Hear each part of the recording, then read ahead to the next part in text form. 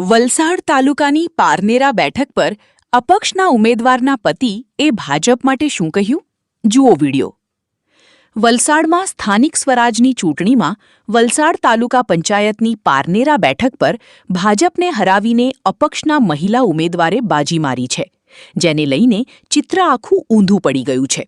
કારણ કે પારનેરા બેઠક પર અપક્ષમાંથી ઉમેદવારી નોંધાવનાર હેતલબહેન પટેલના પતિ હિતેશભાઈને બળવો કરવા બદલ ભાજપ પક્ષમાંથી પાર્ટી સસ્પેન્ડ કરવામાં આવ્યા હતા અને યોગનો યોગ ભાજપ પક્ષના ઉમેદવારને હરાવી અપક્ષના હેતલબહેન પટેલ પારનેરાની બેઠક પર જીત હાંસલ કરી લીધી છે, જે અંગે હેતલબહેન અને તેમના પતિ હિતેશભાઈએ પોતાની પ્રતિક્રિયા દર્શાવી હતી.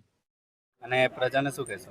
બહુ સરસ લાગે છે. આજે અમને પાનેરા ગામના પૂરા મતદારોને, ભાઈઓ બહેનો, વડીલો, યુવાનો બધાને મેં દિલથી આભાર માનું છું. આટલા તડકા તાપમાં મને મત આપવા માટે બહાર નીકળ્યા, એ સારું એવું મને મતથી વિજય બનાવ્યો, એ એમનો ખૂબ ખૂબ આભાર.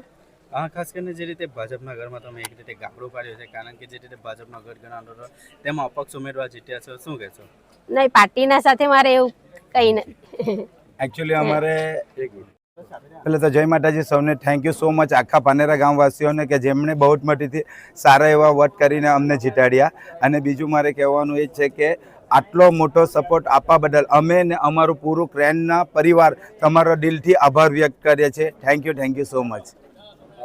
તમે 25,000 પાનેરામાં રહી ચૂક્યા છો. 25,000 અપક્ષમાંથી તમારી ટોટલ મળેલ મત 4,927 સસ્પેન્ડ કરવામાં આવ્યા છે ભાજપ પક્ષમાંથી. હા, તેના માટે જે પૈકી ઉમેદવાર નંબર 1 કાંતિલાલ બાબુભાઈ પટેલ જે પણ નિર્ણય હશે એ ભારતીય જનતા પાર્ટીએ લીધો, એમના જે કાયદા કાનૂન હશે એના હિસાબે લીધો હશે.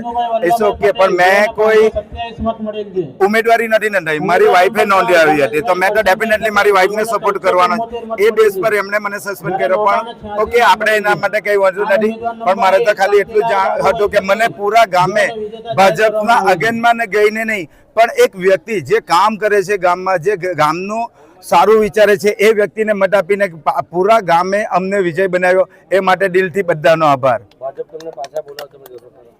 ભાજપ એવું કરશે નહીં, કારણ કે ભાજપને મને સસ્પેન્ડ કર્યો છે, મારી વાઈફને નહીં, એટલે મારી વાઈફને તો ડેફિનેટલી એન્ટ્રી મળશે. મે બી આઈ એમ નોટ, મેં એમાં કોઈ કોમેન્ટ નહીં કરી શકું એના માટે.